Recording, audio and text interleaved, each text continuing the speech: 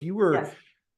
giving me advice as an entrepreneur and saying, if I said, hey, I want to build an advisory board, how do I understand the areas where I need to sort of augment my own capabilities? Like, how do Yes. you go ahead assessing that? Great question. And if you notice in my book, you may have noticed that I had a quote in the front by Plato that says the beginning is the most important part of the work. Yeah. So this question reflects that quote. So we work with companies in the select phase with a very rigorous process to identify what I call the holes and the goals of the organization. Because when we're building an advisory board, we want to have dedicated swim lanes and seats for each person. It isn't just enough to go to a conference and meet someone who's really successful or really cool and think, oh, I want them on my advisory board.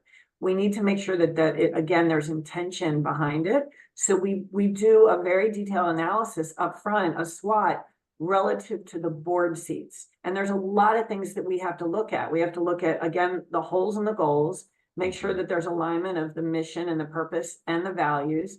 We have to make sure that there's alignment from the way that the advisor will show up. And what I mean by that is, like, for my advisory board, I wanted them really entrenched and engaged in my company, like mentorship.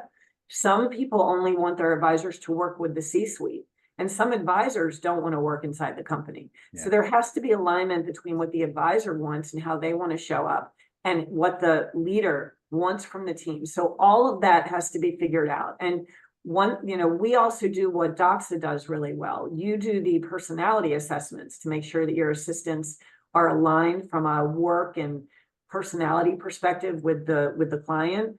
We do that too for our clients that we build boards for, to make sure that there is alignment from a personality perspective using the Enneagram with the client, right? Because we don't want to have an advisory board team of all of the same types of personality traits and work habits. So we also do the personality traits. So it's a very detailed process to get the right people at the table.